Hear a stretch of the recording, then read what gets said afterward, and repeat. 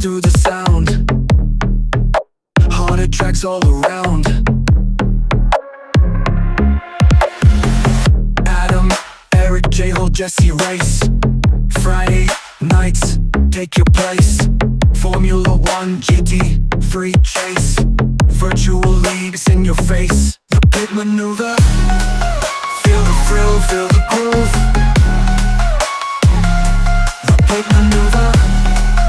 Engine roar, make a move. Race cars flying by. Adrenaline sky high. Gear shift before your eyes. Champions never lie. Get in the zone, get in line. Drifting tight, chasing time. Checkered flags we climb. Cross that finish prime. The pit maneuver. Feel the engine scream and cry. The pit maneuver. Burning tracks reach the sky.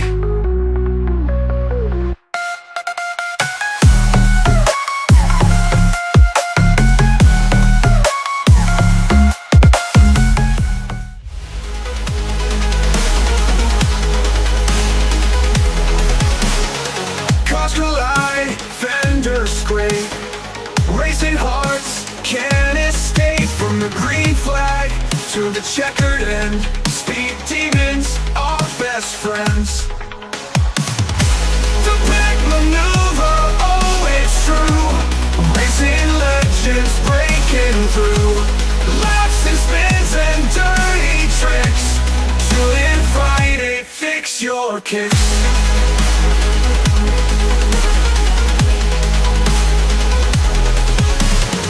Rev it up, turbo boost.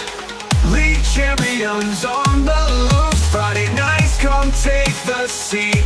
The pit maneuver, feel the heat.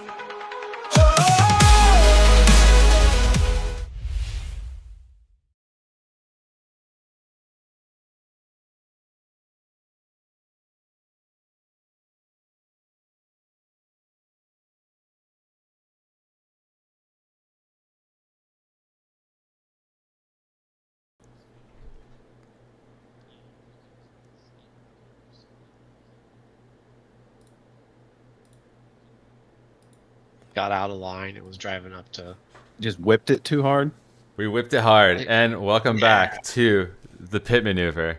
There's three of us, and there's some slight technical difficulties, and yeah, we are definitely live. I think I told you this like 3 times. I knew it was in progress, but if we're hitting the ground running, we're hitting it. We're hitting it. We're going, and Are yeah, we're totally live. We're running it without Adam. Adam couldn't be with us tonight, and honestly, we're talking a lot of shit about NASCAR. So let's just go ahead and go. We started already. What do you guys think about this? I mean, we'll let Jesse hit it because his. Well, I don't know. Your opinions are so classic that you're in fucking black and white. So yeah, and like really quick, we tried to get this camera working. It's been a mess, and for some reason, this is the best we've got. I don't know. It's not a bug; it's a feature. It's a feature. So I have like a racing theme here. I'm feeling and racing stripes. I'm feeling full America, you know, America. And I wish America had a better like American like. I mean, IMSA, you know, and that's pretty popular, but for some reason NASCAR is like the pinnacle of American racing, you know, and like, why is that the representation? You know, I want to show my American spirit and like go against NASCAR, and IMSA should be the, you know, the popular, the sport, because like what we saw with NASCAR and like those guys crashing into each other, like how would you want to continue racing in a series that lets, you know, you get away with that? Like, what do you guys think about that? I'll let you take it, Jesse. Yeah, because to me, looks like a fucking video game. I've got harsher penalties and protests on iRacing than I've seen on this. Enlighten me, please. It did look like some iRacing stuff. I mean, it's like what is like the not like you watch like the not not hit highlights or whatever it is. Not like top 10. Yeah. Not top 10. I couldn't get out of my mouth. Yeah, thank you. And you see stuff like that on the not top 10. For sure. But it happened in real life. And I really can't think of like any. I mean, and I have a pretty off and on history with NASCAR for a long time, but I've really never seen anything like that. I mean, we've seen guys get into each other for the finish, you know, or one, you know, sometimes it's a blatant takeout move to get the win. It's happened countless times. So I don't need to name any examples, but to take out two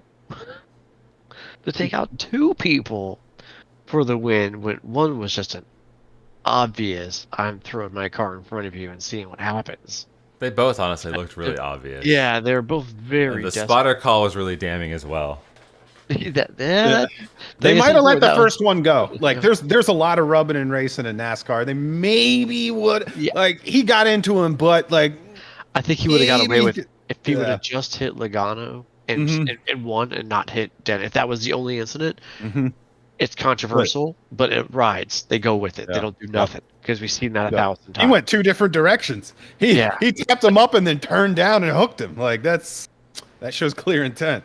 Yeah, and like Jesse said, like it's almost become and like the spotter something call. Yeah, you like expect when you watch NASCAR. You know, like I've seen it like ever since I was a kid. Any NASCAR race, like, you know, it's we call it redneck bumper cars. You know, and that's not really a good, you know, nickname to have for a series. And I guess like people want to see the spectacle, but like in the end, it's just.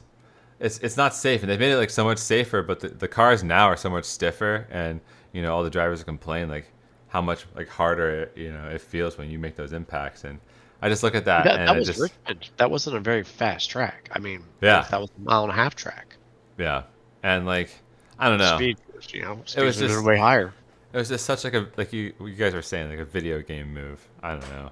But then again, I mean, Richmond technically is a short track, and like. NASCAR short track etiquette's always been a little bit more, aggressive. Yeah. It's always leaned towards that aggressive sort of nature. Because it's been on the map for a while now. Like, honestly, I don't follow a lot of NASCAR either, but the first thing that got me into watching any of it within the past year was probably what's his name, Ross Chastain, doing that wall ride where he was like, Ellen, baby. I'm like, holy shit! It's like a video game. And then I see Austin just wrecking people, and I'm like, well, I don't know. Maybe it's there's entertainment value, but where's the level of competition if that's going to exist at the front? Like, NASCAR also put a kibosh on that, so you can't do that anymore. Yeah, that's true. Good true. on NASCAR. They're like, okay, one time was enough. Thank you. No more, please.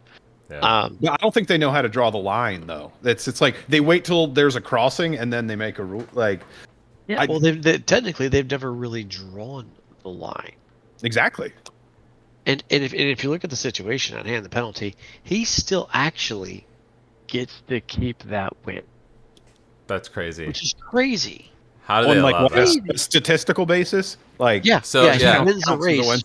But what were the penalties that were assessed? So, so the first and most impactful penalty is that they removed his automatic bid into the championship. He gets to keep the win as the win of the race, but they're taking away his automatic bid into the playoffs. Okay.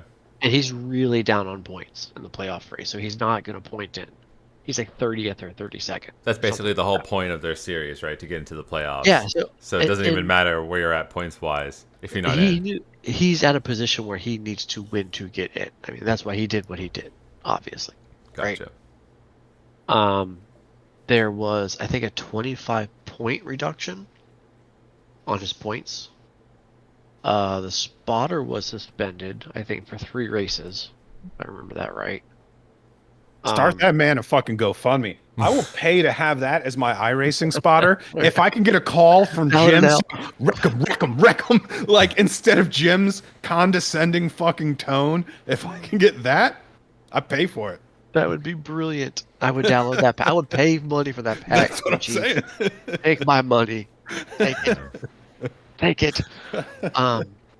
That's funny. Yeah, and then I can't remember if there's another penalty or not. There was, and then Joey got a penalty for his pit road antics. He got a fine. Sorry, he got a fine. He got like $50,000, which is $5 for you and me. To them, yeah. That was pretty crazy, honestly. Like that was a little uncalled for. I mean, I understand why he did it, but at the same time, you know, that was definitely pretty unsafe. I mean, we've all been in there and seen red after an incident. It's funny when the tempers flare in NASCAR. It hits different than any other racing series on earth. Like, can you imagine even seeing like in F1 a post-race scuffle? I mean, it's definitely happened. Max Verstappen was probably the last one. My favorite one is scuffle. I mean, it's a kerfuffle, if you will. Yeah, I guess that's true. There's never punches thrown. It's a lot of chest pushing and hugging. But oh no, they'd be throwing punches these days in NASCAR. Well, oh no, yeah. Yeah. Well, wait, we're talking NASCAR or F1? Because NASCAR, yes, they always have and probably always will. But F1, I think they did like in the earlier, you know, like maybe like earlier 90s. Like you could still kind of see. I think Nelson Piquet like hit a guy. Yeah. Like you would see it every once in a while. Like you would like see them like grab each other, you know. But like, not by the throat though. Not by the throat. No, by the you try and choke an F1 driver, and your hands won't even fit around those tree trunks of a neck. That's the worst way to go for an F1 driver. They should try to strangle his leg. Exactly. Did you guys see that meme of Leclerc and his girlfriend? And it was his neck was the same size as her waist.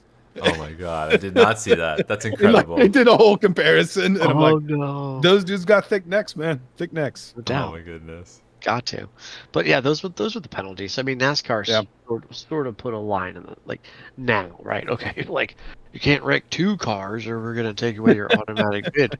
Yeah. But you still get to keep the win anyway, you know, statistically, and they got to keep ratings up. Honestly, they know what they're doing. Kind of, they toe the line. Yes. No pun intended. We lost. NASCAR left true racing for the show. A long time. Bit of a soap opera, yeah. Mm-hmm. A long time ago. I mean, this isn't new. So, you know, if you're just getting NASCAR like that, that's a little bit of what it is, with some racing mixed in the middle of it. Sometimes they race good. Sometimes on the last lap. Sometimes they race like a bag of you know what. So, I mean, is it entertaining? It can be sometimes. I mean, that race actually up until that moment was not particularly interesting. Yeah. I actually sat down and watched. It was actually like I had some time, and I like Richmond. I like short tracks, so I was like, "Oh, this is perfect. I'm gonna sit down and watch some of Richmond." And I got to that point, and I'm like, I thought, you know, Austin was gonna win, and then we get the late spin or caution, and then the green white checkered. I'm like, "Oh, here we go. What could happen?" I didn't watch the whole race. I watched the highlights, and I saw that was the only interesting thing. I mean, I never sit down and watch a whole race. I kind of like. Yeah.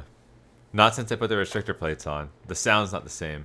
That used to be, I mean, just like F1, right? No. You gotta let the red dragon breathe a little bit. I'm not gonna say that. No, America, I've heard the cars. that's what we're representing. I've heard the new cars. I heard the new cars at Atlanta. They sound fine. Sound good. I don't have any problem with the sound. I don't know, man. It used to rumble the seats in Daytona. I used to They still see do. those. I mean, that is one series they could never nerf like F1 does. They couldn't make a hybrid NASCAR and then They have made it. the They turnout. just made an electric one. Did you see that one? Oh, God, Yeah, but it would never. Could you I imagine? still remember the fucking drama about Toyota being in fucking NASCAR as a shell around the chassis, and they're like, ain't no goddamn Toyotas in we're having a my Camry. American Racing League. Yeah. Tell you what. Hey, we're down to 3 manufacturers. I mean, like I said, I was like come and go from NASCAR. I'm used to like back in the day when you had like every GM brand, and that was back when GM had like 80. Like Pontiac and Yeah. I mean, Buick, Oldsmobile, all of them were in NASCAR. It was great. Like you had, you know, like 9 or 10 different makes or models. But I mean, that's what NASCAR comes from. I mean, that's the roots of NASCAR. That's why they stick to it. It's different. I don't like that it's more of a WWE type thing, you know, with the stage racing and the drama. I'm a fan of pure racing. I would love if they just went back to all of that. Yeah. But It's sad you almost have to watch someone like the lower series for everything. Yeah. Yeah. It's like Yeah. at They the gamify it highest too level, much. it's got to be too much of a show Yeah. at the highest levels, and the real racecraft falls by the wayside. You even see that in Formula One. It's like it's really the highest level of racing has to be turned into spectacle. Yeah, I mean, F1's not no. DRS is specifically for the fucking show. Yeah. Otherwise, they wouldn't have it. They'd be like, "Oh, just pass them if you're faster."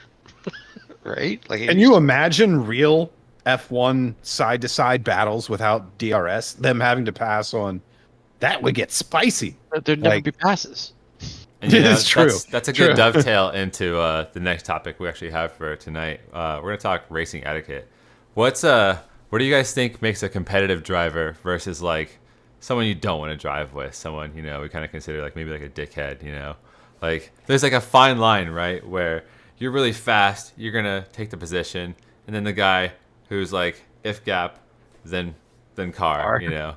Like what do you guys think the key differences are besides the obvious, you know, between the two of those? Also a fine line.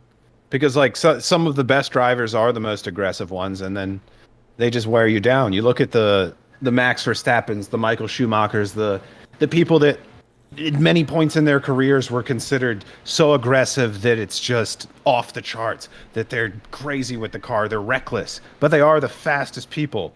And there's a fine line when it's a balance in professional motorsports when they race with each other all the time. They can almost kind of create that dynamic.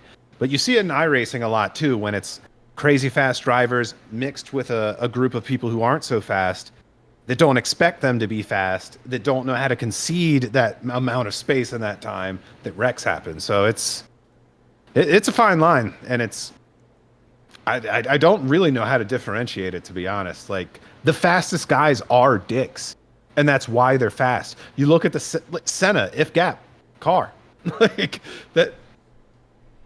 But my only counterpoint to that would be Alain Prost was probably, you know, his antithesis. He was the professor.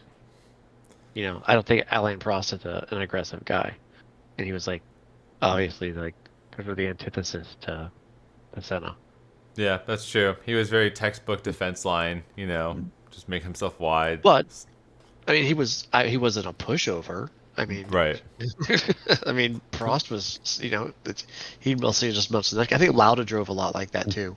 Really good, but they'll never be like the greatest of all time unless they're willing to destroy. I mean, when it comes to like watching racing versus sim racing, right? Like if I'm making a move, like my number one goal is typically to survive. Typically, unless you're making a point. Yeah. Points have been made, but I'm not saying that hasn't happened before, but you know it happens. But you know, I'm trying to be predictable. I'm trying to make sure you know I'm not gonna like blow my breaking point. You know, I hold my line, all that stuff that you would expect to get in return to make sure that I'm doing my part, right? Like, you know, you can be aggressive in doing that, and you can be predictable. You know, it's when you're not predictable and aggressive. Like you got a guy who's tucked up right behind you, right? And if he was setting up that move, he could have pulled out earlier and said, you know, like, hey man, like I'm going. And I've been like, all right, I know this guy is going. Right? Like I got a second. Versus that guy who's right up your butt and all of a sudden the last second throws in the dive bomb. That unpredictable aggressiveness. Like those are the ones that kind of like get under my skin. And yeah, they work, but more often than not, they don't. I totally agree. And, you know, that's actually the point I was going to make as well. You know, there's a difference between like someone who's just going to send it on you, you know, and like there's definitely like a need for an aggression, you know, at some point. But like you said, like the guy who's going to set it up, it's like, hey, I'm going to go, you know, like there is a certain level of respect that you get from drivers. And I think showing the respect sometimes goes a long way. And it's important to, you know, like let that show when you can, because like someone might actually get out of the way for you, help you out if they're not in your race, you know. And like I think just like kind of, you know, acknowledging your driver out there, and like, you know, if you have to send it on someone and it's like a race move, you know, everyone knows racing's racing, but you know, minding your space, giving space in the turn. If someone's side by side with you, you know, try to give them the space so you can race them. You racing through a turn is one of the most fun experiences you can have, especially if you are going high-low on each other. There's many different, alternate turns you can make with each other. And like if you're, it's a little slower and you can back yourself up, but if you give space, then you can end up having some really good racing and some side-by-side turns for, many turns. And like when you have battles like that, they're very memorable. So I think, just being mindful of the driver around you and, definitely being competitive, but, giving him the space to be competitive too. It creates for, like, yeah, maybe it's not as easy of a win as like sending it, but like, I think it goes a long way too for, maybe, like I said, if he's not in your race, it might be, he might get out of your way a little easier next time or something like that, but there's a time and a place for sending it. Yeah, for sure. And I think as long as you keep that time and a place like locked and loaded in the right, times and opportunities, I think that goes a long way as well. But that's my opinion. Valid points too. But also, I guess let's also hit racing etiquette covers a lot more than that. We're looking at kind of the upper echelon, the top of the spectrum, the fast guys. How do you think racing etiquette applies to guys who are on the track? Not even with sim racing, you get your dentists on the track. You get your guys, the gentleman drivers, and it exists in sim racing too. What do you think the etiquette is on the opposite side of the spectrum? Are they that can you solidly run your race like point blank given, or should there also be a give and take for that end of it too? Man, so for those guys, I think it's all about space and awareness, because like there needs to be like a gentleman driver understanding where like, hey, we're maybe not sending it 100%, and like they have a certain class for like the dentist, especially if they do make it up into, SRO has like the silver class, like granted those guys have to be like race winners, but they're like older, platinum or gold. Yeah. Yeah. I can't remember what the class name is, but there's definitely space for guys like that. Good for them, because like, let's be real, racing costs a lot of money. And if you can be successful in your field and afford to go racing, doesn't matter what age you are, good for you. That's the dream, right? Go do that thing. But heck yeah, all of us had that money. All three of us right here in this room would be driving. We'd be racing something. We 100%. Would be out there. Yeah. Yeah. We would be those assholes in the back of the pack. Like, we still got it. Come on. Yeah. But I think and I don't care which race. Everything is expensive. Yeah. Like, it's expensive to race Miatas. For sure. But I think trying to understand, your own capabilities and the capabilities of what you're driving, as long as you're trying to do that the best as, possible, that's really, all you can ask of anyone, right? Because, if you're trying to overdrive your own skill, that's when you yourself, or someone else could get hurt. So I think, like if like the gentleman drivers, especially are racing amongst faster drivers, it's all about respect once again, but if you're talking like a track day, for some people that's more important, right? Yeah, 100%. Track days, I think that system's worked out really well. The point buy system, even in advanced, like let them buy, just give them the point, if you're going fast or the blinker on, it's that's a well worked out system, and everyone who understands it, like it seems like it, no changes there for sure. What do you think about that, Jesse? I know you've done a couple track days. Oh yeah. I mean, that always goes. That's like a whole nother topic and stuff like that. I feel like that's very, like, sort of club culture-ish, if you would.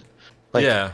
More on the gentleman driver side, right? Like you're way more respect, way more space. Like you'll throw like passes and stuff like in the advanced groups, but like you're not like sending it,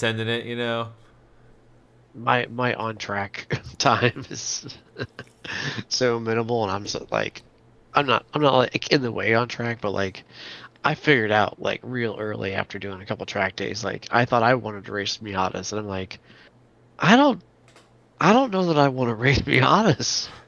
Like, they get close, right? they're tearing cars up, like the bill, like you know, we all know this stuff, right? Like I'm not telling you guys anything you don't know, like, and I got like the wheel stuff gets tore up. I'm like, so I was like, I think I'm good just to chill out here, like mid level, like HPDE. Like I don't have an instructor, but like still, like I've done the open passing too. That's a little like the change of the game there is the ball's not really so much just at your court anymore. Like when you're doing the point buy system and all that, which is great. Like unless there's a weird incident, weird accident, so his car fails or breaks or whatever, right? Like you kind of know where people are going. You can get around. There's very rarely an accident in that situation, especially a two-car accident. Like usually, if there's an accident, it's because somebody's car broke and they went off track or something, right? Right. But the minute you like all of a sudden you're like, oh, I'm here, that person's there, we're both going to go through this corner together, fast. I don't know him from anybody, and I'm trusting him not to send me into the freaking wall. Right. That's true. There's a certain level of trust and respect that has to be accepted. Big moment, like when you're actually in the seat. And when I was in the seat of my car, I was like, okay, this could be real expensive real fast. Oh yeah. And potentially, you know, I'm like, shout out to Haggerty. Yeah. I'm like, I'm gonna tone it down a little bit and chill. But I will say, when you go back and look at the rules, and we look at F1 and NASCAR, they are a little bit more for the show. But when you usually look at the club level rules, they're usually very well defined. They don't really support or propagate aggressiveness. You know, they want clean racing. Of course, yes, contact happens. It's racing. That's what it is. I mean, but Robin is racing. You know, you see that For the show, right? Yeah, you see them like, oh, you have to be established alongside of somebody and all that stuff. That's true. And they stick to those rules. Most clubs, organizations do that I've seen. Pretty stringently. So, you know, you go back to etiquette, like the etiquette there is like you know, you're gonna have to be aggressive in this club level things, but you're gonna have to like you don't get kicked out. That's true. Yeah. You know, that's a good point. There's like well established rules, you know, and like that goes a long way, right? And as long as everyone adheres to those, it just goes further into the respect, right? So I don't know. I think respect just goes such a long way because at the end of the day, everyone's out there in a car, you know, like a race car, having a good time. And I don't know. No matter what's going on in life. Multi-class is where everything gets crazy, right? Like yeah, it only becomes diluted in iRacing. when you get a right? multi-class iRacing, like it's a crapshoot. And you guys know this much, and you guys usually do, and I do. Like I usually drive the slower class cars. I'm usually driving a GT3, or it used to be GTEs. You know, back then, you know, I drive prototypes from time to time, but I'm mostly a GT car guy. So I'm usually the one getting run over. You kind of learn to manage your mirror and more drive what's behind you than what's in front of you. It's kind of more fun that way, right? Because I don't know, you just have the cars flying by you, and like you just drive your own line. I mean, track days, I've done a couple now in one of my cars, and you know, I'm definitely the slower. So like, just getting past is, you know, no big deal, and that's typically what we practice in the sim. You know, there's something about that because you just drive your own line and you don't have to worry about dodging around the cars, and there's some fun to that too. But yeah, I mean, just that spatial awareness for sure. What do you think, J Hall? You've done some track as well. What are your thoughts on this?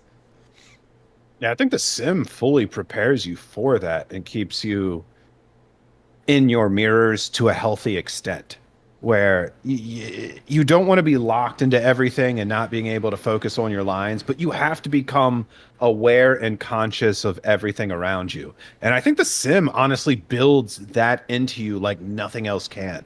There's especially when we get like us with these big triple screens, and it's almost one-to-one with the visuals, looking into things, looking into your mirrors, my side mirrors, my rear view. Like I actually am going through the motions of following things with my eyes that would actually happen on a real track. And it definitely builds fucking fundamentals, man, for sure. And like learning to be the slow guy is just as important as learning to be the fast guy. Like the goal at the end of the day is to survive. And there's tactics to do that from the fast, and there's tactics to do that from the slow. And I think you learn them all in the sim and can participate in real life. Like, the stakes are lower on the sim, but the fundamentals are there to be learned for sure. No, I totally agree. All right, guys. I think we're probably gonna take our first break here. So if you're watching live, go ahead and grab a refill in your drink. I think we're gonna do that too. We'll be right back. And if you no longer go for a gift that exists, you no longer risk it.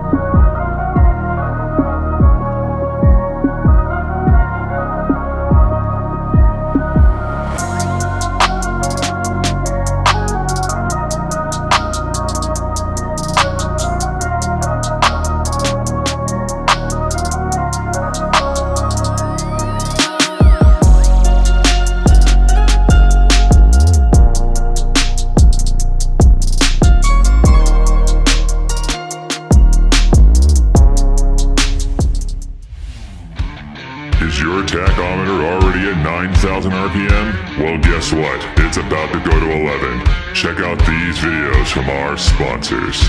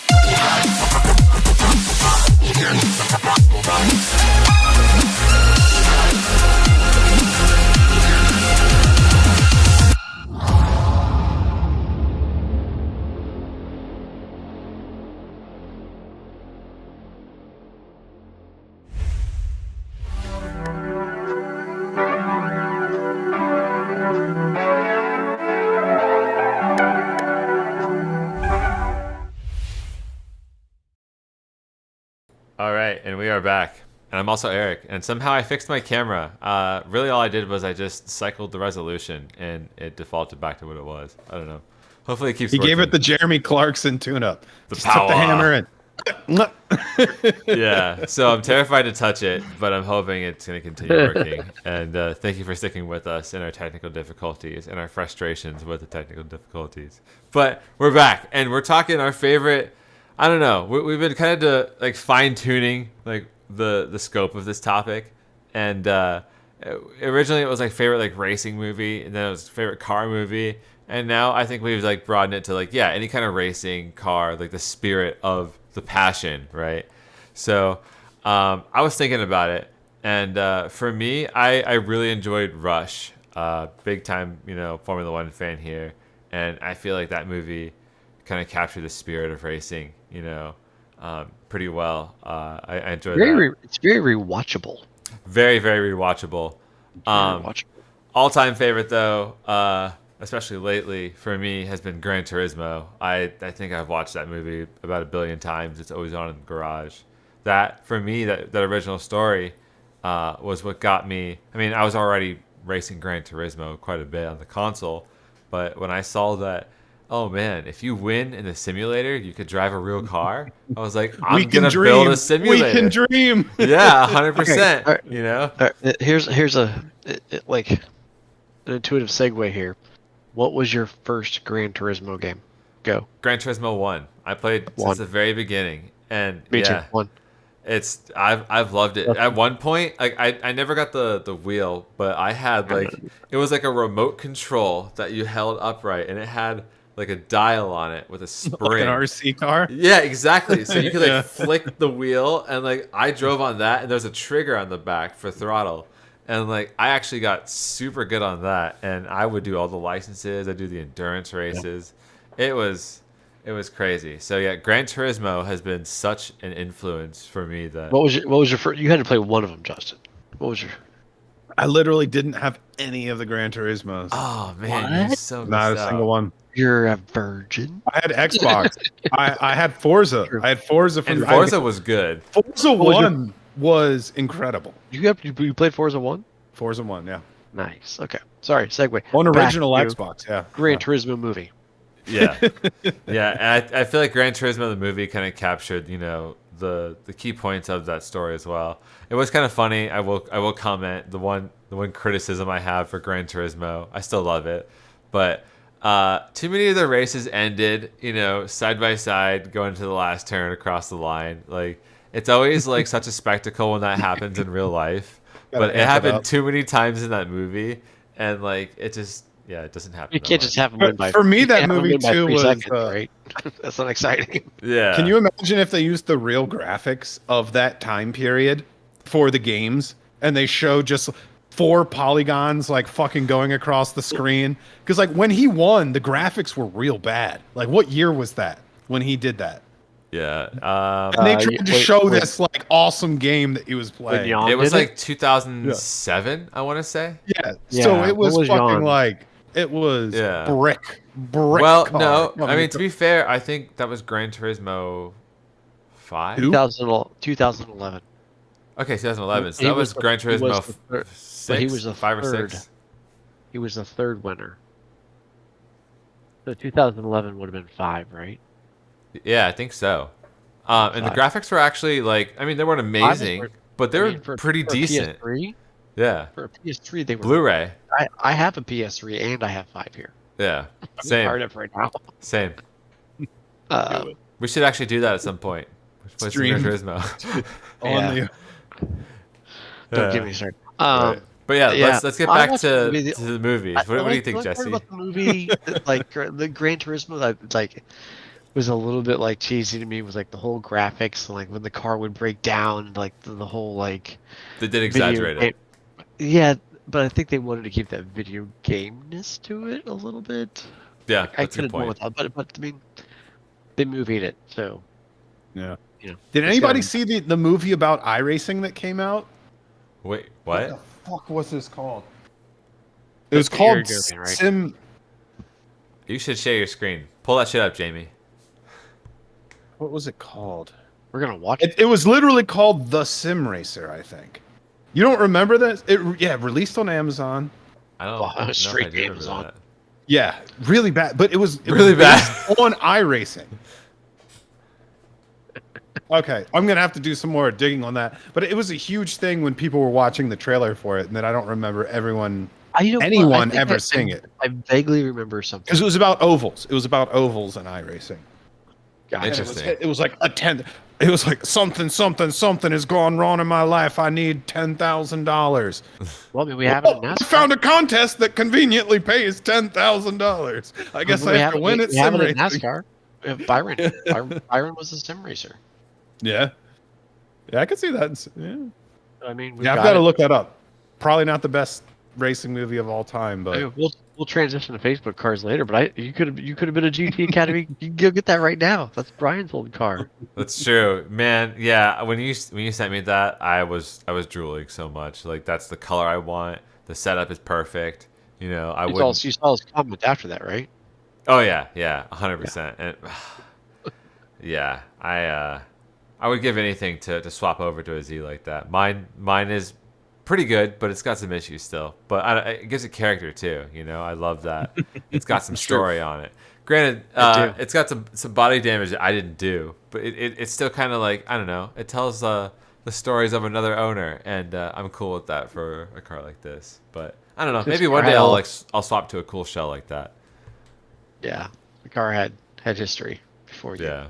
But that'd be cool. But I also want to make the history with the car. You know, it'd be kind of cool to, you know, we're keeping pull a random some shell. walls myself. Yeah, Right? Yeah, exactly. Yeah. Yeah, my wife wants to, and I kind of agree with her. We're gonna do it like we have some like patina on the E30 because it was a California car, and it was a commuter car. It has it's literally like sandblasted in certain areas Oh man. along the edge of the body, and you can just see like the bare metal like peeking through the paint. It's like perfectly patina. My wife, I know. Just wrap it. I'm like, should we paint it? She's, I said wrap it. And she's like, no, just leave it like it is. Yeah. And I'm like, you know what? You're Well, right. like PPF wrap. Yeah, the patina. Yeah. Just seal it in.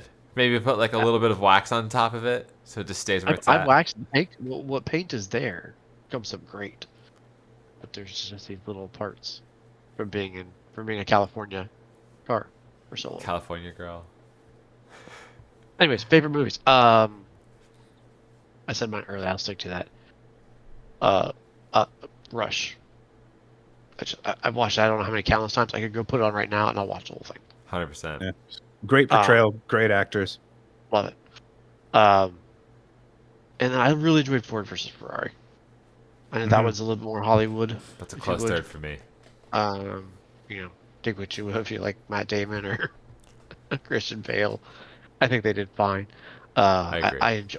I enjoyed it. I know it's not like super accurate. And then part of me that really liked that was a lot of it was filmed at Road Atlanta. I don't know if you know that. I did actually find that out after I saw it the first time. I did not know that. Yeah. And there are some back. I feel like I should. Damn, that disappoints me because usually I can see like a split second of a track and be like, okay, that's turn 10. Mulsons, they're going up the back straight backwards. Oh, backwards. Things Okay. going. Huh. Interesting. That's a cool fun fact. I did not know that. Yeah. I mean, those are my two favorite. Like we said earlier, like as a car racing movie, like the second the Nicolas Cage, Gone in 60 Seconds. Car movie, love it. We'll watch it, whatever. That's always a good one for me. I mean, unfortunately, car movies you just don't get a ton of good ones. You get lots of bad ones. Yeah. Lots of bad ones. I mean, the OG Fast and the Furious is like so bad, but it's cult classic. You know, I don't know if you can call that a racing. I don't know if you can call that one a racing movie either. I mean, yeah, it's the spirit of it for sure. Like it's everyone's like secret anthem. Race Wars. Yeah, That's racing. I was going to disagree. That was going to be my number one. there you go. The original Fast and the Furious. It can be. It has affected more people on racing culture than any other movie in the entire universe. Guaranteed. Like a light switch. Like a guaranteed light switch. family. Dude, when I saw it, I was like, what? 12, 13 years old. Like that's what put me on this trajectory. Like that's what put me on cars. I mean, yeah, between that and Gran Turismo, I'd have to agree. I bet both of you know where you were like the whole setting of when you saw Fast and Furious. Oh, 100%. I can picture it. Like First time. I can still 100%. remember the parking lot leaving, hearing those burner Honda Civics with fucking fart cans, like thinking, "This is 2001. This is heaven. This is I'm fucking 119 horsepower. Let's go." Yeah, like it shifted a generation, man. Absolutely. I'm telling you that it easily, like, from a perspective shift of like an entire group. In Fast good and and bad Furious. First one. Good and bad ways. Yes. Good and bad ways. I'll give it that. But it got more people interested in cars, which is like, I think the fundamental You know what it became with it crux became, of it.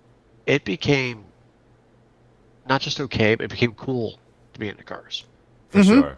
Yeah. The customization Like, made like it cool. I could It tell was you, like it became the counterculture fucking, like, you're a rebel. It is legitimately cool to work on cars now. Yeah.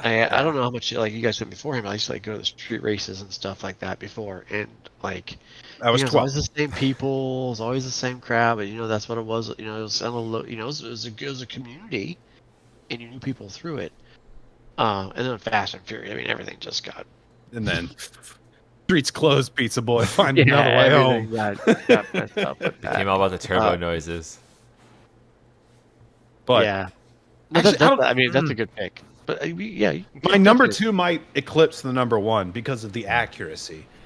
And it was something that I didn't discover till later in life, and I'm like really disappointed that I did. But and it's also kind of a cheat because it's not really a movie, but I'm gonna go ahead and like toss it in here. But Initial D was True.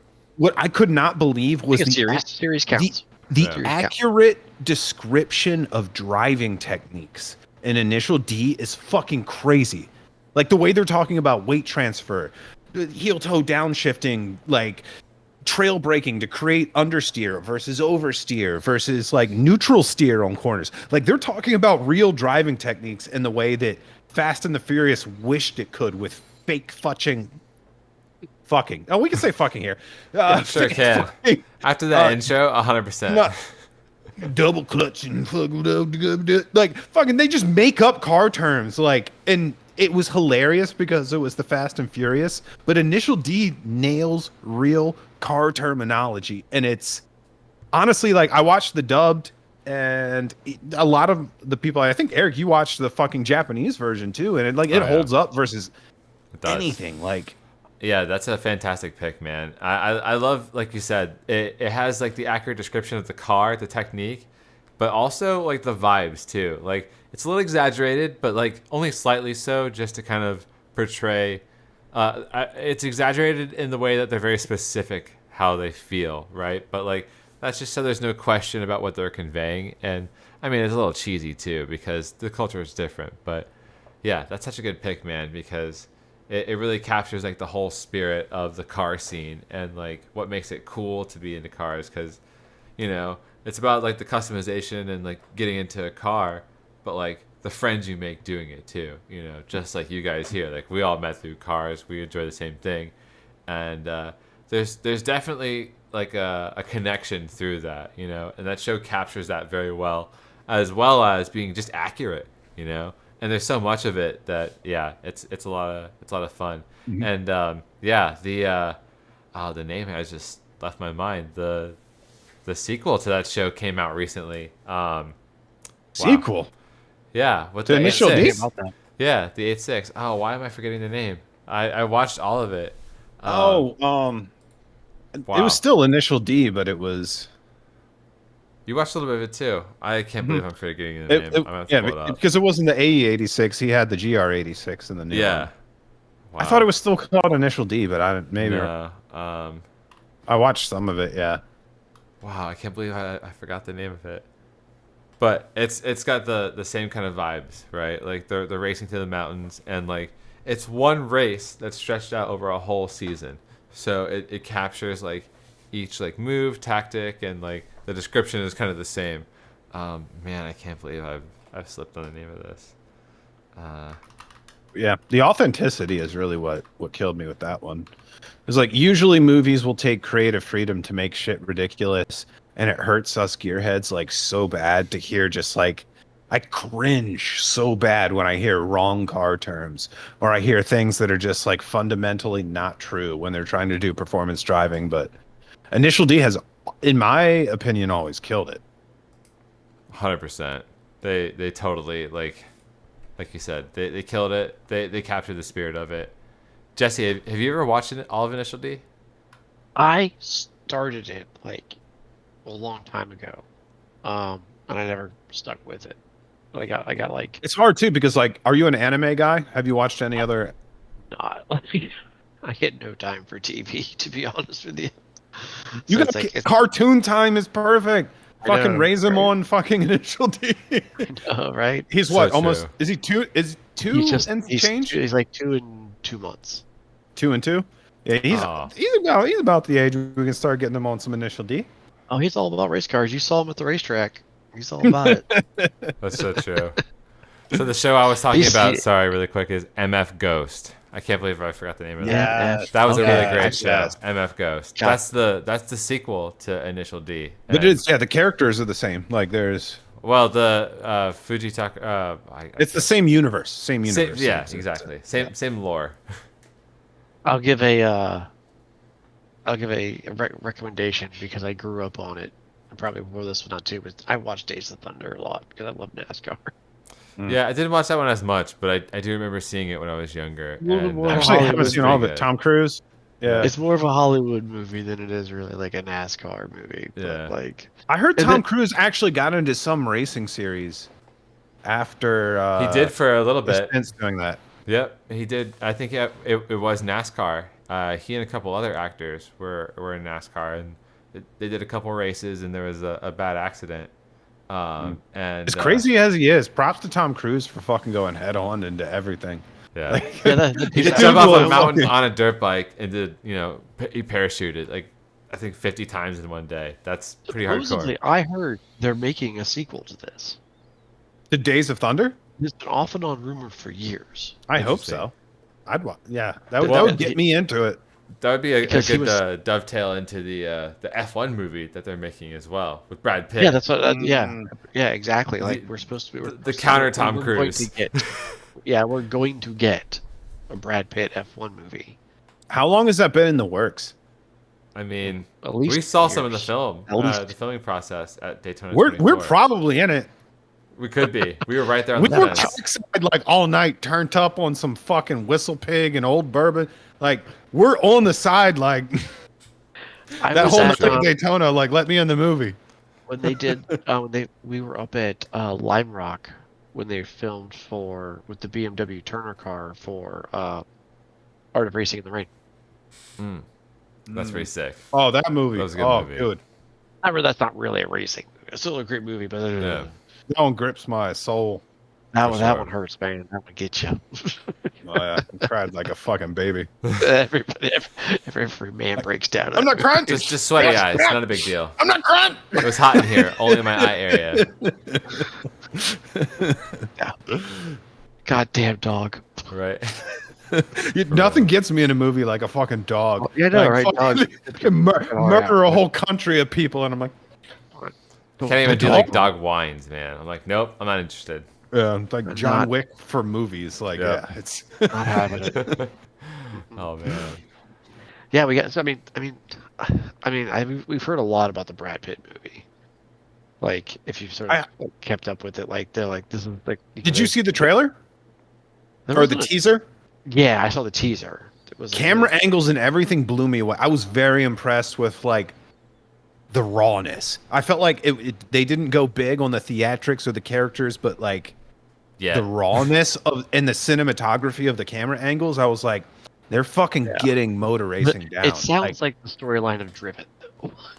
Yeah. It I kind have of no idea what the storyline is Well, really. no, Driven, they were already in IndyCar, and like they're just trying to be like fast again, right? And like I wanted to talk shit about that after this, so that's hilarious that you bring it up. But You can't say car racing movies and not throw 100%. No, we're coming back around to reference in Driven. there somewhere. But so I read the synopsis for this movie, and maybe I'm wrong, but from what I read, there was a driver who was in Formula One, and he had an incident, and he of course bowed out of racing, became like an instructor or whatever. So there's an up and coming racer, and they also had an incident, and he helps them by, I guess, going into GT3 racing, and then that helps them get back into F1 because that's how This is they all Brad do Pitt's it. character is the coach, or I think he's the coach, but like he also he's does some the one who driving. got kicked out and then is then teaching someone else. Okay. Yeah. Okay. And they do GT3 racing at Daytona to get back into Formula One, which makes, of course, a lot of sense. That's how they all do it. So, yeah, I mean, like you said, the camera angles look good. I just hope that they don't, think that's all that they had, like, for those angles, and the rest of it is just very Hollywood. Are you going to be okay with a very Hollywood storyline plot? They just Filled need in- to keep it authentic. Filled in with action. As long as it needs to be like on the level, like when Top Gun Which says you Maverick wanna came race back. it. When Top Yeah. Gun Maverick came back, it's like there's too much CGI, there's too much fucking pageantry and fluff. If they keep the authentic action scenes with real driving sequences, I'm gonna be happy. Yeah, Did you show like like how it? Did you visceral it Top is, Gun? like fast Yes, turns, like yes. actual visceral's passing. the right word. Yeah, if they can portray that, then I mean, they can put whatever fluff they want into it, right? Make it like cohesive, I guess. Like Because we don't know what they're doing behind the scenes with CGI with this stuff. Like, what are Yeah. we know what they're filming on track, but what are they doing that we're not aware of? As long as Right. just light buffs, as long it's just like Top Gun Maverick, as long as like the core is there. I'm just tired of seeing Avengers movies that are like nothing but green screen. As long as like the core of what I love is there, I'm good with it. yeah, for sure. I mean, All right. I'm going. I mean, we're all gonna watch it. We're all gonna watch We're it yeah, 5 times. good or before bad, we we're all figure gonna it watch it a lot Yeah. of times. Yeah. For sure. Like And it's a speaking car of We movie. should that, do a can't group not. watch for a podcast. We should just do a lot. I'm Like down. we should Do a wait live and stream? all watch it together on a fucking Do a watch along. yeah. so yeah, down. well, yeah. That'd be great. So we can have like live commentary Nice. on it. But Popcorn, speaking let's of, go. of terrible movies that we've watched multiple times because it's a car movie, Driven. Man, if anyone watching has seen Driven, definitely let us know what you think because that movie is just, I'm sorry, but it's god awful. But I can't tell you how many times I've watched it. What Like, was driven? Sylvester Stallone. Sylvester Stallone. And he did the freaking, like the quarters or the dimes trick? Like, Quarters on the 3/4 on the track, and then picked him up with the tires. yeah, like I understand what they're trying to portray, but it was so stupid because like that doesn't really prove or show anything. Like I don't think I've The ever humming- seen Driven. no way, you haven't seen Driven? I just googled it and Burt Reynolds was in this shit. Oh yeah. Bro, I don't think tomorrow. I haven't seen this. I haven't Tomorrow. seen this. We have to watch it tomorrow. Like that is a requirement. Like if you and I do not watch that movie tomorrow together, we're not friends anymore. I'm sorry. If you, We'll at least watch it. You heard it Sunday. here live. yeah, if you know you're walking into the cringiest of the cringe, just What is go is with this? the Is it IndyCar? Yes. Yes. It's terrible. It's awful. But you have to watch it. I'm going to Man. regret watching it again, but I have Cutting you have to watch edge it. drama about an exciting cast of characters living life in the fastest of lanes. Sylvester Stallone. Living life in the fastest of lanes. Rocky becomes a race car driver. Yeah, man, it's fantastic. Not dunking on my man Sly. He's got a particular taste, and I love him for it. But like, There's this some was a little OG over the top. legends in this movie. Yeah, it's very over the top. The casting was up there. I mean, obviously the Brad Pitt movie's got Brad Pitt, and if Tom Cruise does do Days of Thunder 2, that could get. Look at that, we've come full circle to NASCAR, Days of Thunder 2, That's so true, featuring Austin Dillon. right? And the Crashorama. Yeah, I don't know. Hopefully they could keep everyone alive in that series. What are some other terrible movies you guys have seen, or honorable mentions?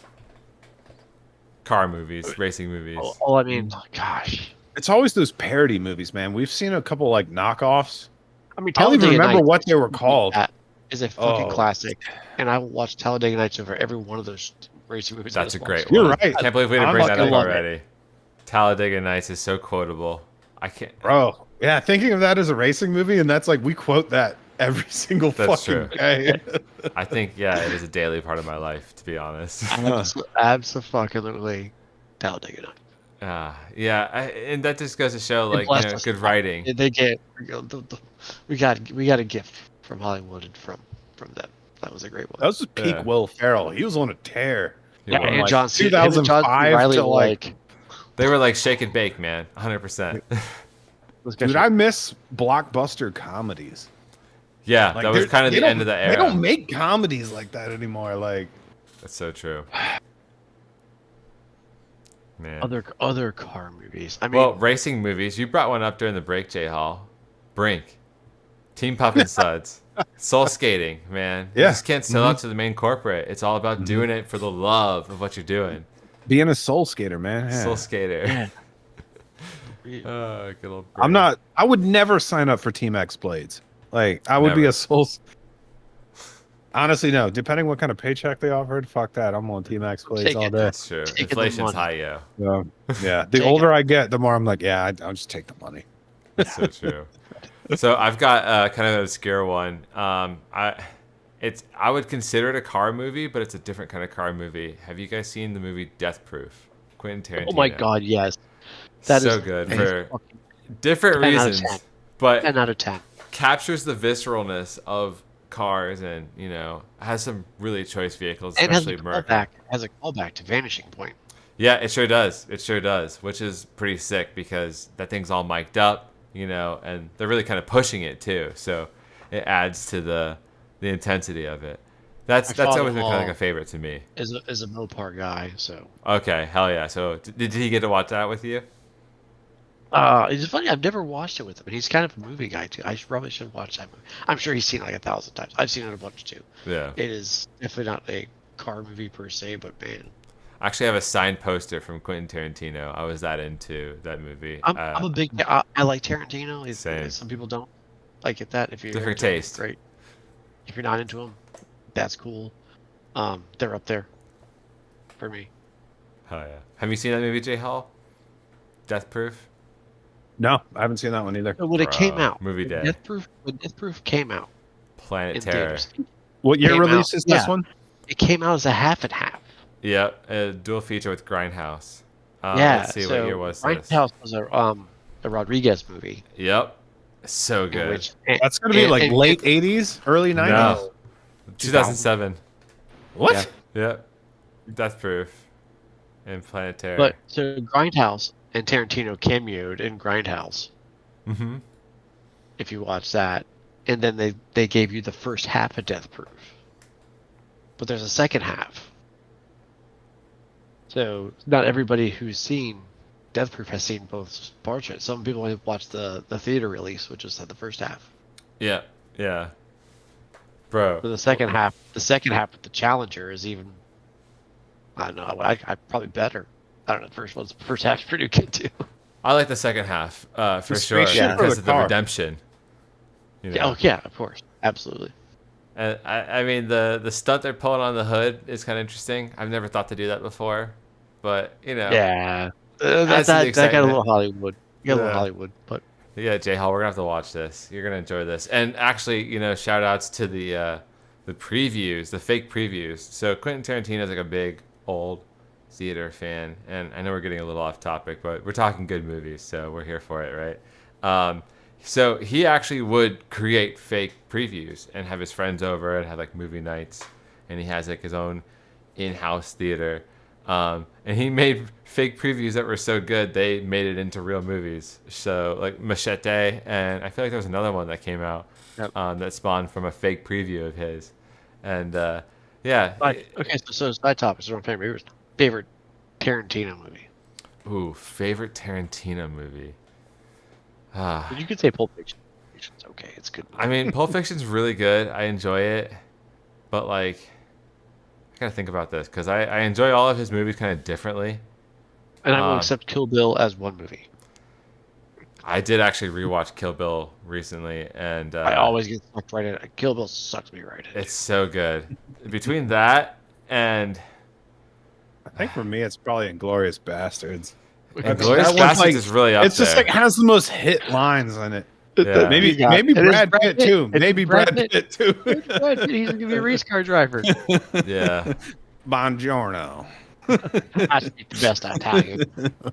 Reservoir Dogs was really good too, though. That captures the that's intensity, classic, you know, and that's like real acting, you know. So I don't know. Before.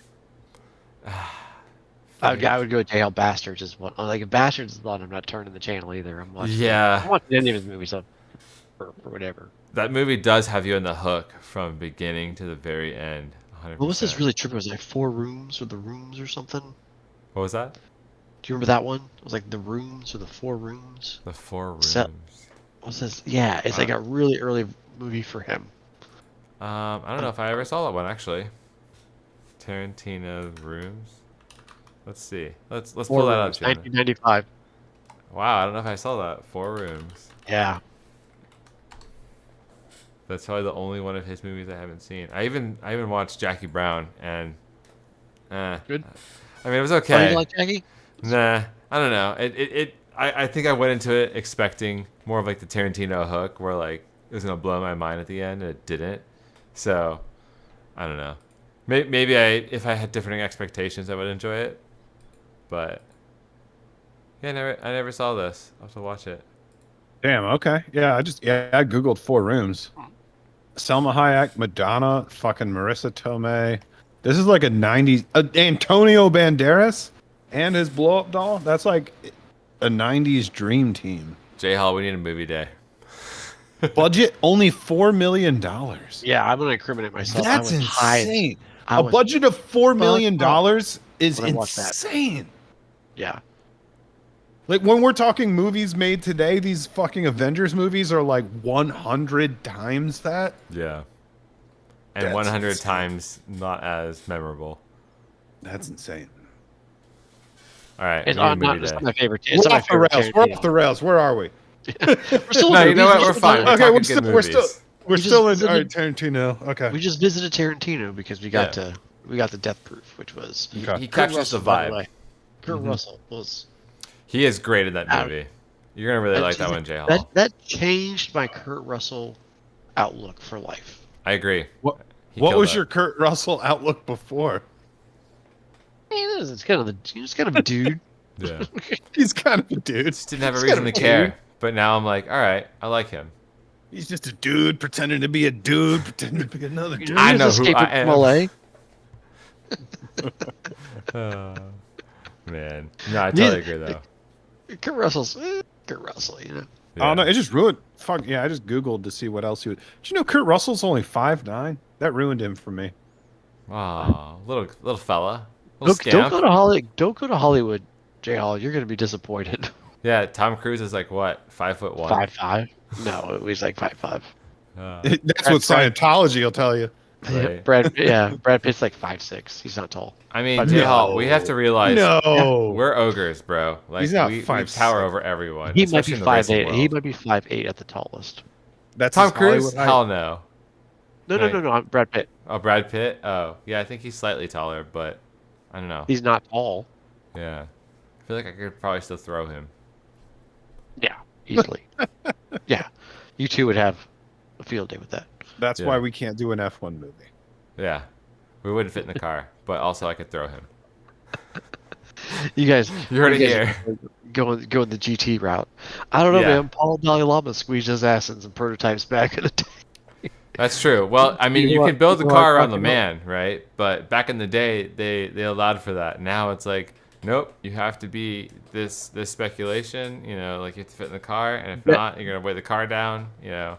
Ben Keating has changed the mold for professional amateur drivers. Yeah, that's true. I guess that's good. That's a good example. He is the man. Yeah, totally agree. But do you know what I'm talking about, Paul Dalai Lama? Paul, did he have like the bubble in the car? Yeah, but just Google him because he was around IMSA like as in sports cars and just multi-class racing forever as a, sort of like a established amateur driver. Dude is huge. Oh wow, yeah. He's not That's like a small. thumb. Yeah. Oh man, here, you know what? We're gonna share this. Anyone watching? This is It's a what we're big talking dude about. getting in and out of race cars. But he's an AM, so what can you say? He's like, hey, dude, it's my race. It's my money. Fuck you. I'm getting in the car. That's good for fucking him. butter. That's Butterbean of racing. Paul Dalana. Wait, is that Jesse? Wait, go back. I'm not, dude. I'm not that. Damn, that's mean. Well, hold on.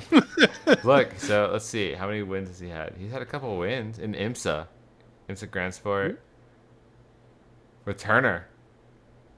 Yeah, he drove BMWs for a while. What are his specs though? What's his height and weight? Yeah, what's this guy weighing in at? What are his stats? What are his body stats? Oh, yeah, like he's Would got he an distribute his impressive. points? He's a big dude. I don't know if it gives that information. Especially for a race car driver. Google it specifically. I mean, he's got a large head, but No, he's girthy. I feel bad looking this up. I don't think it's gonna tell us that. Yeah, I don't think he's probably purged that from the internet. Yeah. He's got enough money. He's got enough money to do that. well, like what's his height? And he'll at least exaggerate on that. He's not short. I mean, I'm sure he's like 6'1". I don't think it's gonna tell us that either. Yeah. Well, shit. You get his birth date. That's about it. Oh, PDL. We're violating HIPAA right now by looking up his. Right. I feel bad. This is a HIPAA violation. But it's, no, we're only interested because we're trying to figure out how big is the seat, how much would they have to adjust the car, because you know, some guys look big He drove in pictures, multi-class. you know, and like they're not as actually big in person. So that's yeah. all we're trying to figure out. Because Justin and I are That's giant excites freaking me. ogres, you know, like we might not look at it on camera, but we don't fit in anything. So this is information that we're legitimately interested in. So coming at it from that angle. I don't know. I've never had that. I've never had the big man problem. You guys have the big man problem. It literally like can't fit Miatas. It's like sad. Miatas. Yeah, Miatas are no go, right? S2000s no go. It's sad. You don't Like, fit an S2000? Nope. I tried, and I was like, man, it's The the same thing. My leg gets the pinned. non-adjustable steering wheel is really the That killer. is it. Yep. Yeah. Maybe like that a even low hurts down in the seat. E36. What's that? E36 like pushes it for me. Also not adjustable steering wheel. Yeah, you just gotta tear the headliner out of it That's a Really? good point. What about a slick top? if you can get one. Yeah, that's the preferable way to go. Did you fit? You fit with a slick top? Mm-hmm. That gives you like another inch. That's why, like mine, I don't fit with a helmet yet. I've either got to put a seat that lowers me more to the floor or get rid of the sunroof.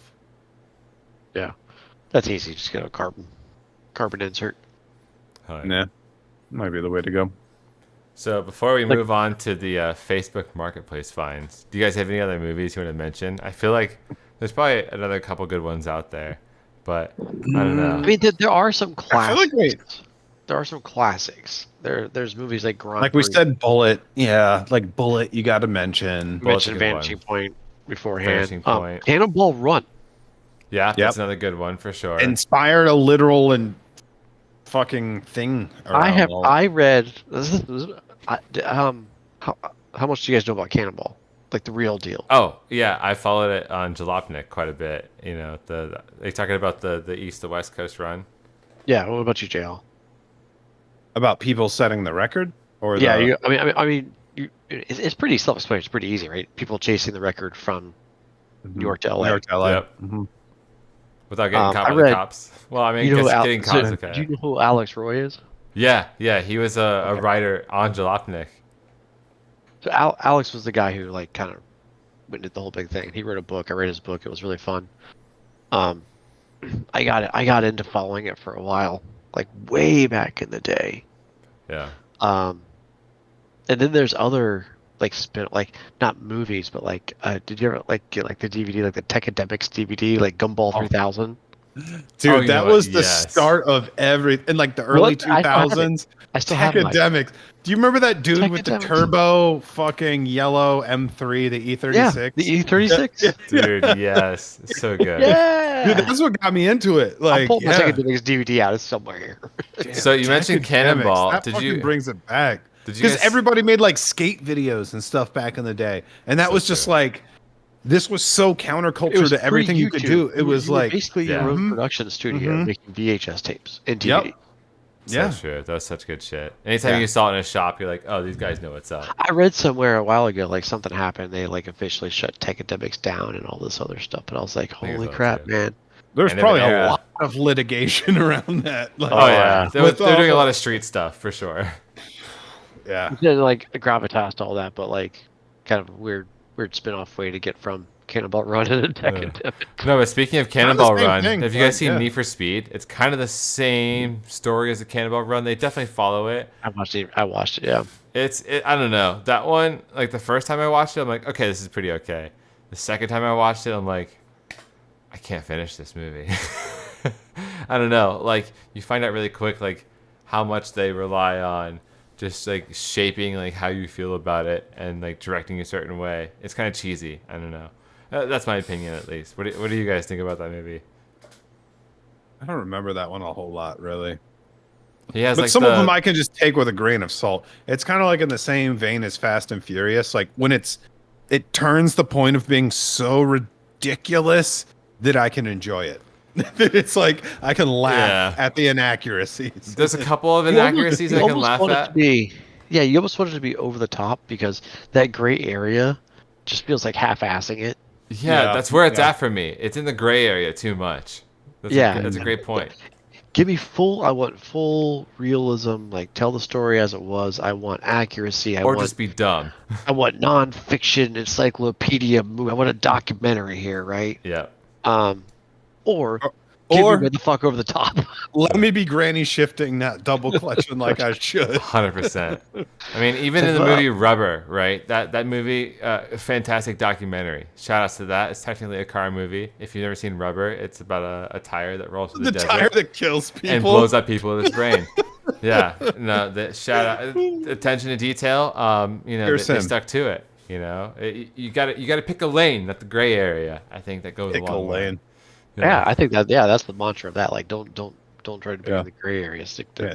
You're lucky it's an all-season hunting you and not a 200 treadwear. Otherwise, that bitch would be gripped up. It's so true. You'd be run down. No tread on them. Oh man. All right. So, any other movies you guys want to mention before we move on? I want to keep pulling them out of the woodwork, right? All right. Well, okay. I guess we could probably go on forever. So, I guess we'll pull up. Our next segment is going to be found on Facebook Marketplace, and we're going to set some kind of a goal here. And what we're going to do is select our nominations for cars that we want to, kind of claim as our own, and do like a theoretical, which one's faster, right? We're going to compare them. So, are we talking a straight line or around a track? Let's do like around Daytona with the infield. Ooh. Oh, okay. Just the infield? You know what? Yeah, actually. The Legend Circuit. I feel like it should be a mix, though, to get like an autocross style course, but from the starting line of Daytona to the infield, and like coming out like a drift, like a Formula D style track, but you're grip driving it. So you start on the start finish of Daytona, go to the infield, and as you come out to the banking, that's the finish line. And did you buy that Solstice I sent you or not? Wait, what? The Solstice I linked? Oh, dude, he totally should. That could be your pick. It's sold. Dude, I keep seeing more though. There's like, I wouldn't mind one with a stock GXP motor, the 270 horse or whatever it's got. Dude, the guy said this is a Miata-sized Corvette. I still have never tried to drive one in real life. I don't even know if I fit in it. I don't think you're gonna. I've never sat in one, but I don't think you're gonna fit. All right, here we go. We're gonna share the screen now. All right, so I'm gonna start off. I'm not sure what I would pick, but I'm just gonna start kind of looking here based off of JDM Legends. And if you guys see something you want to look at, I gotta pee. All right, go for it, buddy. Oh, well, look, we're seeing the same ones. We saw it in Sex last week. We did. I didn't see this recently. What's going on here? I have such a soft spot for these. I don't even care about that. I can fix that. Somebody gave up. Yeah. You know what? There's a lot of redeeming factors, though. I love these cars. Depends what they want. For 17? Yeah. Whoa. What's in the engine bay? Is it built? Let's see. What's in the engine bay? Fully built SR20 HKS 272 cans. Yeah, this would be worth it. 377, 311. But no, not for what we're talking about though. I got distracted. Wait. I want to go back. There we go. I'm gonna leave that one open for further science. Okay, so let's see. Somebody's project, man. It's one of those things. Yeah, I'm a project kind of guy though, unfortunately. So I see those things and I'm like, sweet, something to do. If you got the skills to take advantage, absolutely. I've just like learned my lesson. Yeah. Your time is valuable, and at some point you can't get a good return. Like Man, go ahead, sorry. I don't have the faculties Yeah. to warrant fixing somebody, Frankenstein. For sure. It takes a certain amount of patience and just general understanding. And man, if you got it, I mean, luckily, sometimes you get a turnkey car, and the car is set up and it's good and it's right, and that's great. And then sometimes you get somebody's hack job, and then you're spending more time. Oh, that sucks. It's an auto. You're spending more time just backtracking something they did to get around something in the time. so true. Let's see. And that's where that's where things get thrown in the garage. Yeah, you could have just bought something nicer. Oh, here we go. Like I have a buddy who's he did a K-swap Miata track build, like nice, That'd be sick. and he's actually looking for something else for other types of events because he's like, this car's going to be great for time trial once I sort it out in 5 years. Yeah. Just because there's so many little teething problems with doing that swap. What is it? Oh, the camera's dying. God damn it. No. It's okay. We can fix that. But yeah. What is the saying? The first 90% takes 10% of the time, and the last 10% takes 90% of the Yeah, time. he's like, well, yeah, it runs and it drives down the street. You can do a lap, great. But he's like, I can't go out and beat on the car. Every time he does that, he figures something breaks, figures something's not, Yeah, which is part of the teething process, right? And I don't know, Right. it's kind of the fun. But That's his own swap. Like only swaps I've ever done have always been like for like. true. It'd be sick So to it's buy like- something it's like kinda this like- though, it's kinda where it's already swapped. Looks like it's race proven. Is this actually a Turbo S? What is the deal on this car? Something's off. Right? I'm trying to figure it out. I was trying to. I I've don't seen this see- car before. This car looks familiar. Street legal. Registered 9972.Turbo S. Holy crap. Full body kit. Okay, so they put the body over it. That's what they did. Oh, they put a GT3R kit on it. Okay. Over a turbo car. The thing is fully built though. This would And be. Then it makes spicy. 620. Good lord. Oh my god! Yeah, and it's all-wheel drive as a Turbo S, so that would be. Oh, well, I was trying to read if they pulled out the front drive True. or not. Yeah, that's a good It question. doesn't say anything about them making it rear-wheel drive. Yeah, He's got a lot of tire on the front. I don't know. We gotta set the price limit. What did we say? 25K. That I might think slightly the budget- exceed. I think you blew the budget. Yeah. Let's see. Oh man. There we go. Let's I drive want over a you guys. Porsche, but man, I don't. They're definitely a different car to learn. That's for sure. I'm a Cayman guy. I love I Caymans. I mean, I wouldn't say no to a 9. Unless it was like, here's a free 911. Like, I'm like, oh, no, thank you. I don't want your 911, sir. But if you give me a choice in a budget, in a range, and then there's a Cayman versus a 911, I'm probably going to pick the Cayman. I totally agree. I was lucky enough to drive them back to back. Oh, here, you know what? Actually, Yeah, I've driven a couple.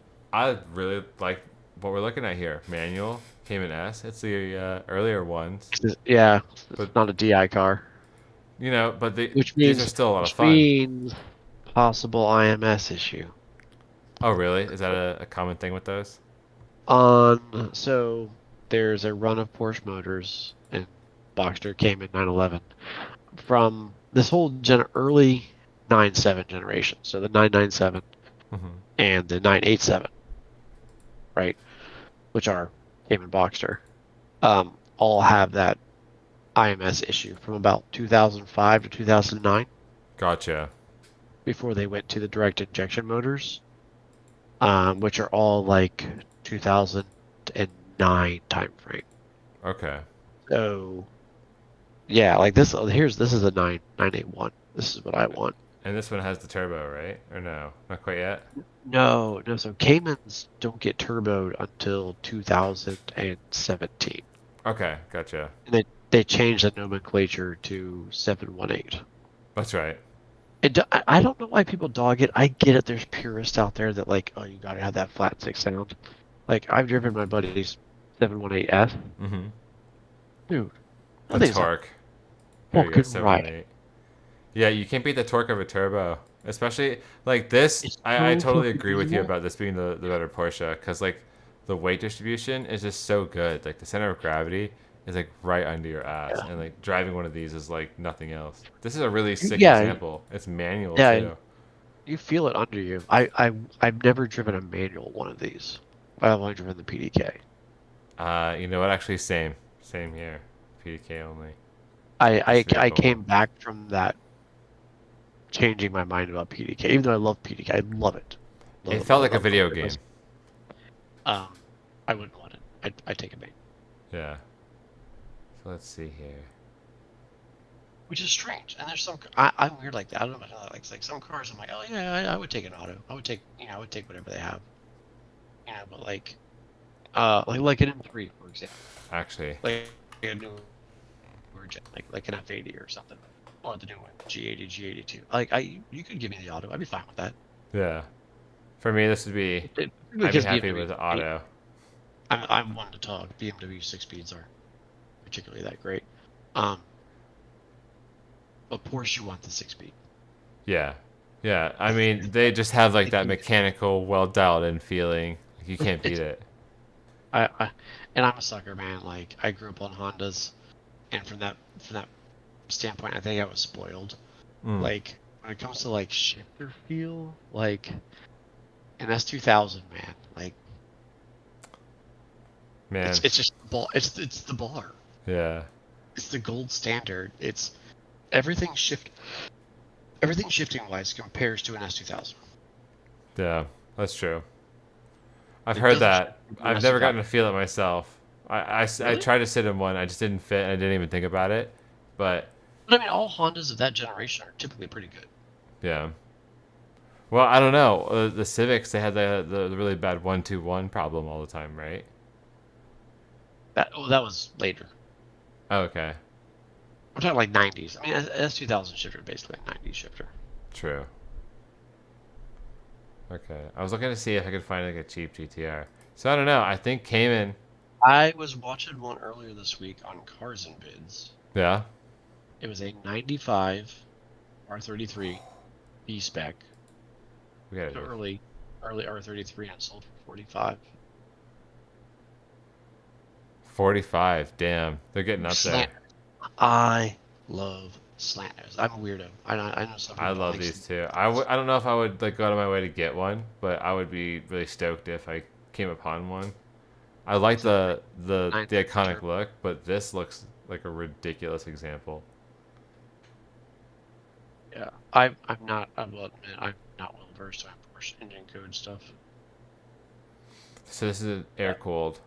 Yeah. And what's Says cool about 930 these is turbo. it looks so much more like the Slant. the cars you would see at IMSA, where they had the turbos out the back and they just shoot flames for days. Like, oh, that's crazy looking. Yeah, I love that. 270 grand. That's in Sarasota. I can go pick it up. Yeah, just write him a check.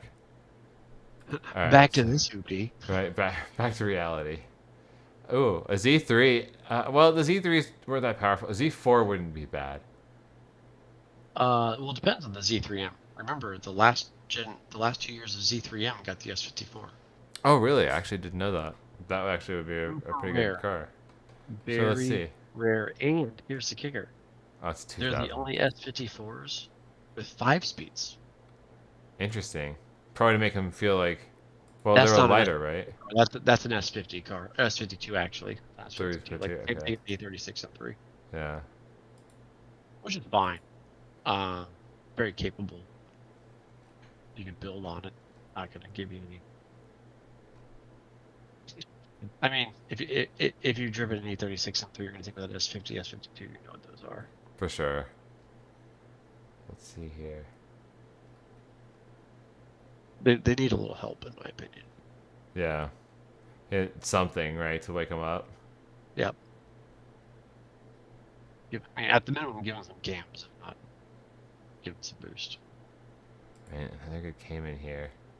I think Cayman's it for me. I pick a Cayman. But here's the thing on Caymans, because I was about to pull the trigger. I was shopping up my buddy shop them for a while. 25 grand is gonna get you, probably a very early 987, so a 987.1, 2006 to 2009, and it might not even get you an S. True. You would get the basic. I think it's a 2.7.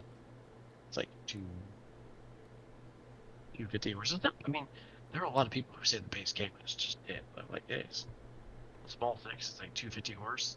That's all you need. Yeah. The way that thing handles, like you're throwing it in turns. It's more of a momentum car for sure. And what's your Z make? It's a. Yeah, it's like the same. You know, they're probably really competitive. If you could cut 600 pounds out of your Z and stick the motor behind you, would you? I mean, I probably wouldn't because I really like the dynamics of that car, but the way Porsche did it, it makes it somewhat of a convincing argument. That's for sure. Oh, here we go, 27. Oh, it's a Panamera. You know, actually, I did get to drive one of these on an autocross course, a Panamera, and I was surprised how small it felt. It looks huge. I'm not a fan of it. I'm not like a fan. Especially the earlier gen. I do really like the Sportbacks, though. No, the Turismo, what? Yeah, the Sportback. Sportback. You could talk me into a Sportback. Sport Turismo. That's what it is. Yeah, man. I think if I'm getting a four-door Porsche, I'm just getting a Macan. Yeah, the Macans are pretty great. I don't know. Something about this does look gangster. The Sport Turismo looks great. Yeah. For what it is. Turismo. It's a cool wagon. 44K. Honestly, it's not bad. But I don't know how that would do in the Daytona infield. Right? Yeah, well, I mean, 46K. Let's look at the interior. Is it a bad spec? We're getting so off track, but it's fine. I know nothing about Panamera specs.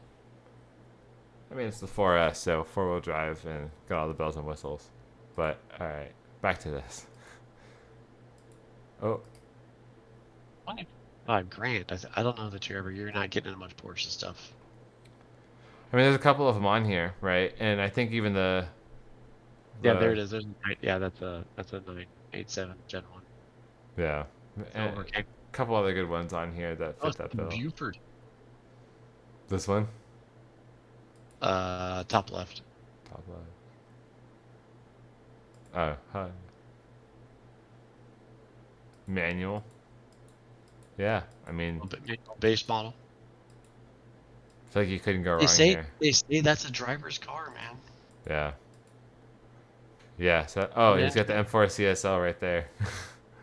Nice. And a nice F80 or F82. Yeah. I mean, they say that's purity right there. You get the small base engine. You get, I think it's like 250 horse.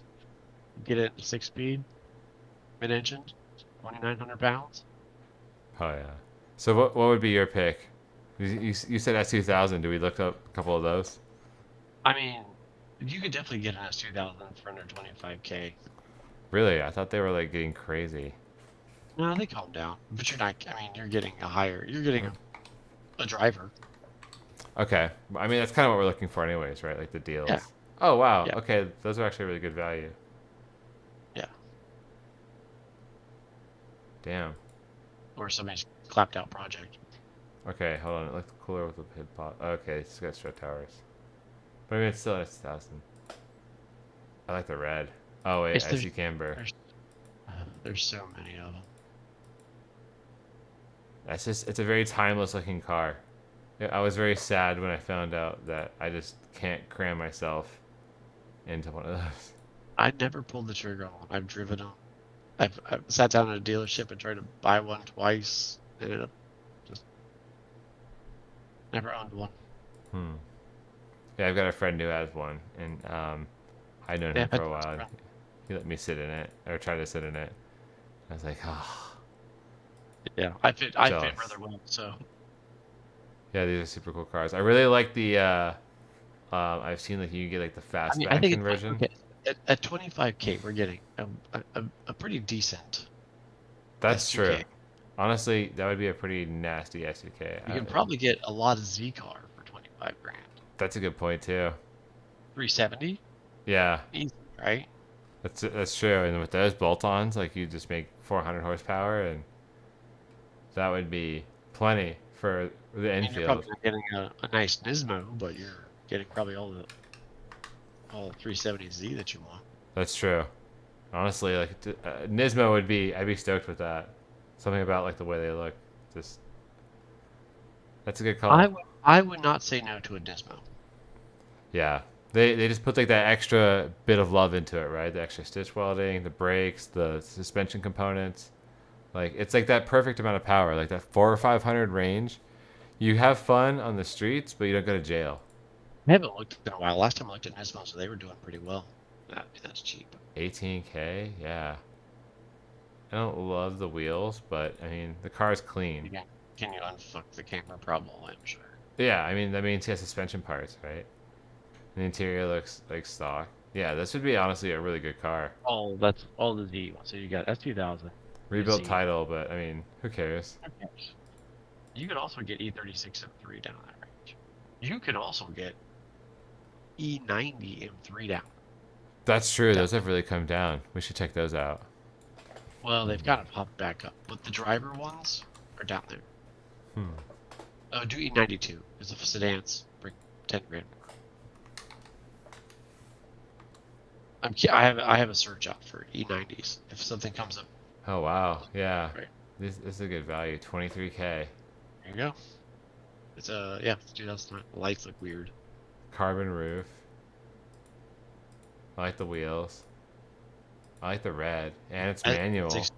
S65. Damn. You think the S2000 sounds good? Wait till you get in this thing. I have driven well in the sim. I've got to drive a couple of these. And I've got to hear a couple for sure. This is a sick car. Freedom. These cars are an audible experience. Yeah, they are. It sounds very American. That's for sure. Yeah, and the Z2000, E46. I mean, might as well just say E92 because I would rather have the E92. Yeah. If we're going on the track, I mean, it's 85 more horsepower. That's true. Or 80 more horsepower. And the sounds, like you can't beat that. Oh, yes, S54 sounds great too. I mean, don't get me wrong. Yeah. But I'll take the V8. Hell yeah.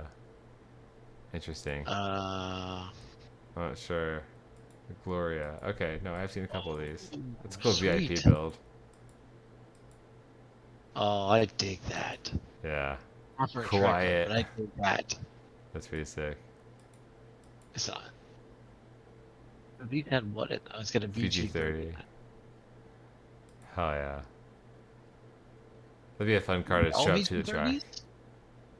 What's that? All those VG30s? I don't know enough about those, honestly. I don't know much about those. Yeah, I'm sure they honestly most Nissan cars at that time came with multiple different engines, so I wouldn't be surprised if. I mean, 25K is probably gonna get you something in a range of an older SS Camaro. That's true. That'd be another one to check out. We'll end it with the SS Camaro because we're running long on this one, but this has been a good segment. So SS Camaro, let's check that out. Maybe you can find an LE. Oh, let's see. If you can get a 6 SS gen, Coupe. probably a 6 gen.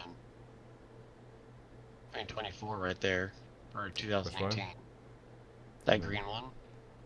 This one? I think it's green. Yeah.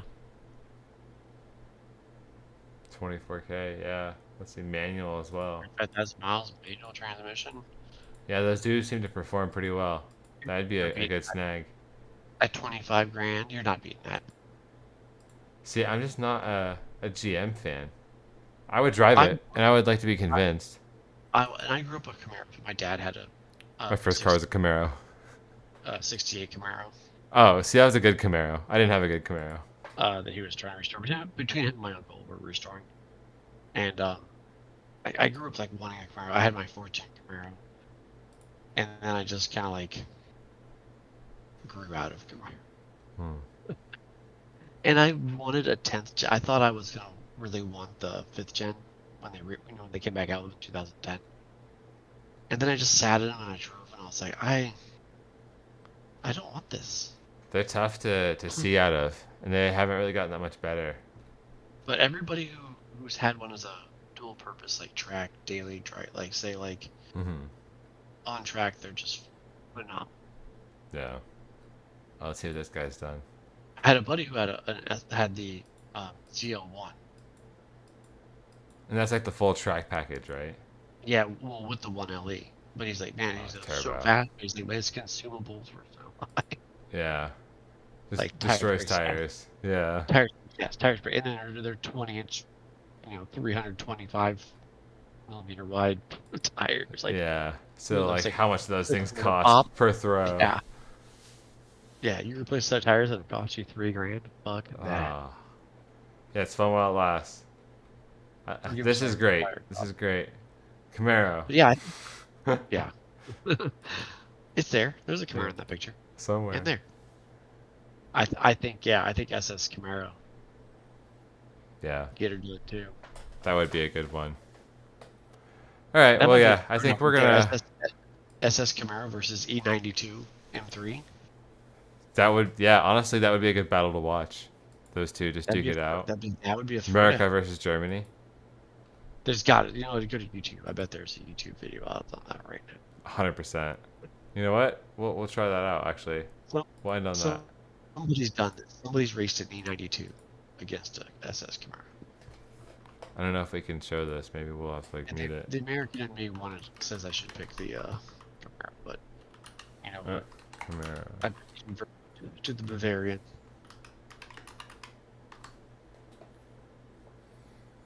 Oh. It is GV Aspirate. Never heard of it. I think if we kind of mute it and watch just. It's a 5th gen, but still count it. I can't hear it, so I don't know if it's playing. I can't hear it either. He's doing rolls. But yeah, this is fine. I mean, it's still on LS3. It's slow. Interesting. Okay, so the Camaro is definitely faster. Yeah. Oh, he's putting it on.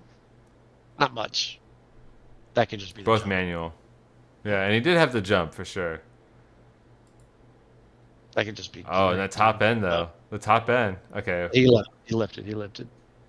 I don't know. The BMW is starting to come back around though. Let's see if they go again. It's got that 8400 red line, baby. Looks like they're probably gonna go again. Oh yeah. And he's down. And he's down 50% of displacement. All right, here we go. 50 roll.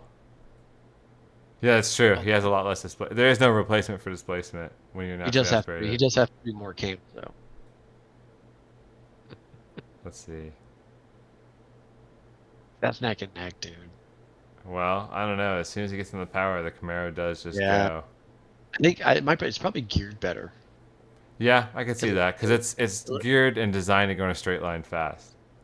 Yeah, it looks like it jumps him, and it looks like right here. He does come back. Well, maybe. He looked like he kind of let off a little and then got back on it to see if he'd still pull. Yeah, but when they go around the horseshoes, what's it gonna be? That's true. Yeah, honestly, yeah, that would be a good race between those two. But that generation BMW didn't come with that particularly good brakes. The brakes on this Camaro were lights out. That's true. They didn't have the Brembo. Yeah, they had the M brakes. I think if you're rolling your money at 25 grand to go to the track, you'd be silly not to consider an SS Camaro. And you don't got to worry about all the ridiculous BMW things like rod bearings, throttle actuators. That's true. Just dump some freedom in it every once in a while. Oh wait, Dude, did he pass him here? I wonder if he missed a shift or what happened. I think he missed it after he let up. Oh, he gone. Had to have let off. Yeah. German flyby. Right. Oh man. I mean, I want to be seen in the E92. But That's true. That's true. That's definitely more of like a statement car, and you know, it gives off a certain vibe versus the Camaro. That the Camaro SS one's a $25,000 debate. I think you would have to have a mullet to really pull that whole character off, right? I mean, we didn't go there, but like a Catalyst, or like I had a C5 Corvette. 25 grand gets you a lot of Corvette. That's true. Actually, that's one that we probably should have touched. That's probably one J Hall would have called out for sure. E6. That'll get you the nicest C5 Z06 you've ever seen. Yeah, that's a good point, man. So honestly, that would be like a full Gran Turismo race. You know, like all like the cool sports cars of like that time going around, and it would be really competitive. We need to do a Gran Turismo B-Spec AI race. I think so. I think we need to organize this. And you know what? I think we're going to go ahead and end it on that. Thanks to anyone who watched tonight. We know it's a little different, and it started off a little not great, but we fixed it, and Adam's probably going to hopefully be back next week.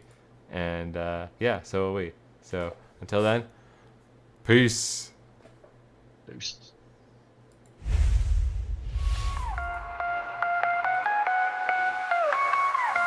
Racing hearts start to pound, wheels touching the ground, speeding through the sound, harder tracks all around. Adam, Eric, J-Hole, Jesse race. Friday nights, take your place.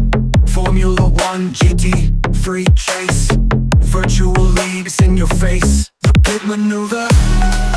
Feel the thrill, feel the groove. The pit maneuver. Engine roar, make a move. Race cars flying by. Adrenaline sky high. Gear shift before your eyes. Champions never lie. Get in the zone, get in line.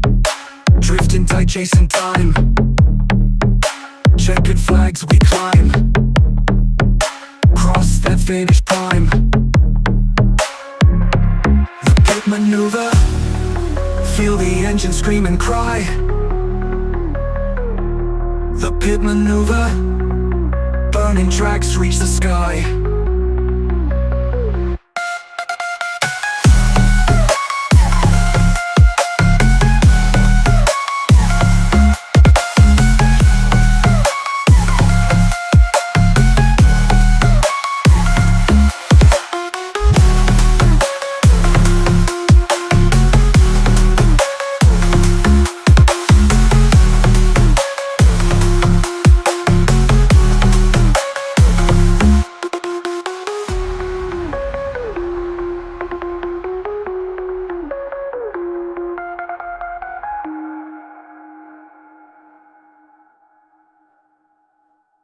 Slow motion, broadcasting roar on the track. Talking out racing, thrilling the racer snack. IMSA dreams busted, tires wider than black. Shut up and drive, and I goes down the street. Formula